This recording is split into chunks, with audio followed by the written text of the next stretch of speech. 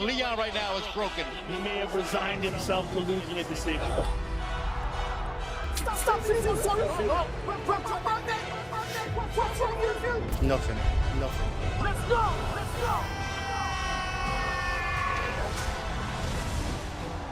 Leon Edwards!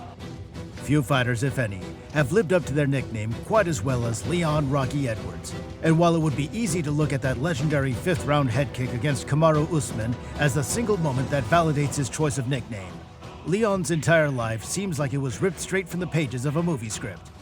Like any great underdog story, Leon's upbringing was not one that had the early signs of athletic greatness. Yet this young man skillfully navigated away from the wrong path, narrowly escaping the street life. Born in Kingston, Jamaica, in a one-room house. I was brought up in a wooden house with a zinc roof, and I was in a war zone when I was a kid, Crime and poverty were well known to Leon long before he found his escape route in MMA.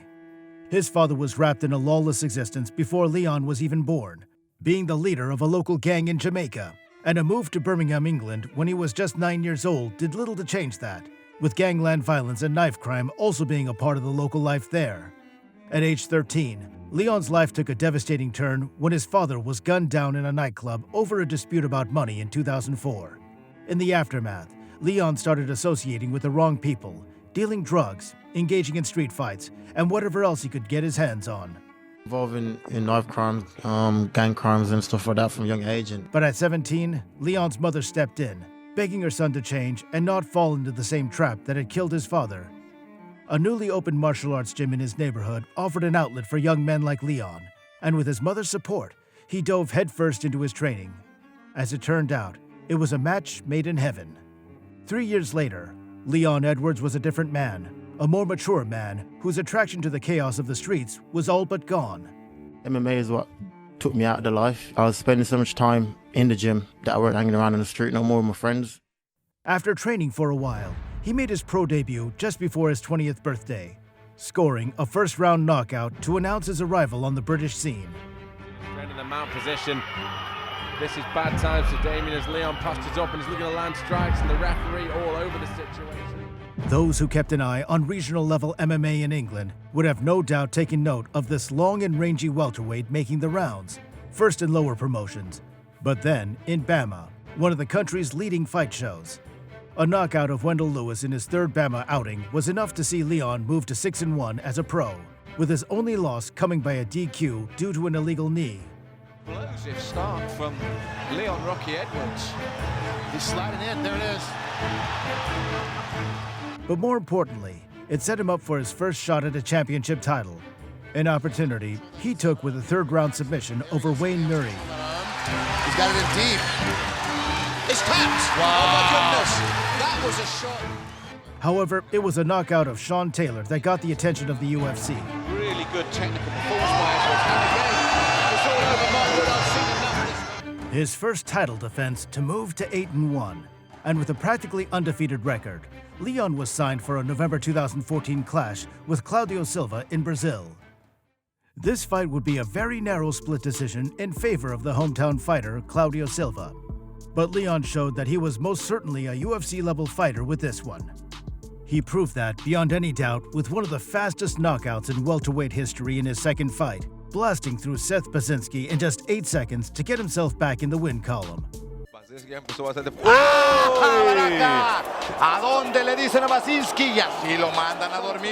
A decision win in his third fight over Pavel Pavlak would leave the 24-year-old Edwards paired with a name that would come to define his lowest and eventually highest moments within the sport.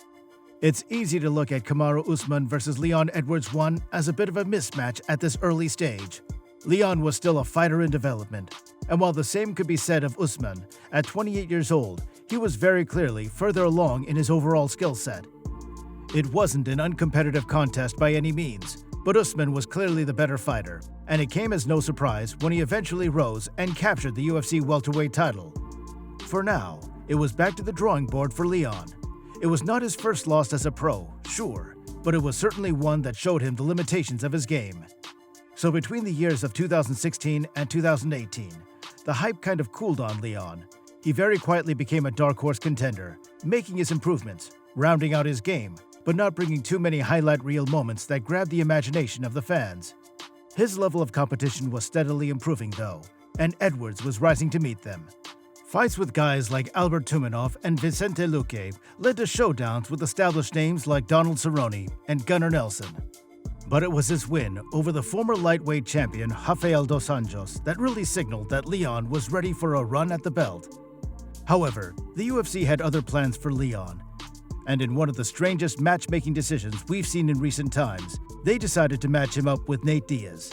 It's not like Leon wasn't well known, especially after that infamous clash he had backstage with George Masvidal. But stylistically, pairing up an action fighter like Nate with a very technical and methodical operator like Leon Edwards seemed like a bizarre choice. On fight night, we didn't exactly get any major surprises for most of the fight. Leon was pretty confident in this fight, not setting the world alight with his offense, but doing enough to be taking the rounds. But in the 25th minute, something incredible happened.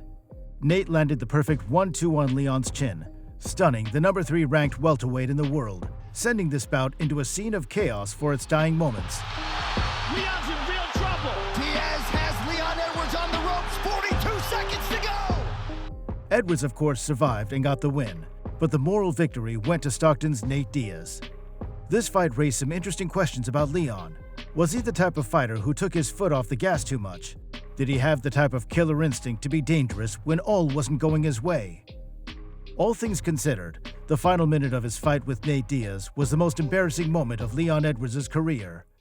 If you want to know what gives this man the God-given right to call himself Rocky, then his next fight took whatever narratives might have been brewing under the surface and ripped them to shreds.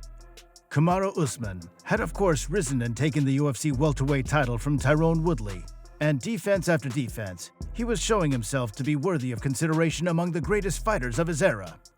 And for the opening 4 rounds of this fight, despite a strong start from Leon, we were seeing Kamaru's overbearing pressure begin to have an effect. By round 5, Leon looked tired and mentally broken in there. So much so that his coaches were even begging him to push on through this bout. He had to finish the fight.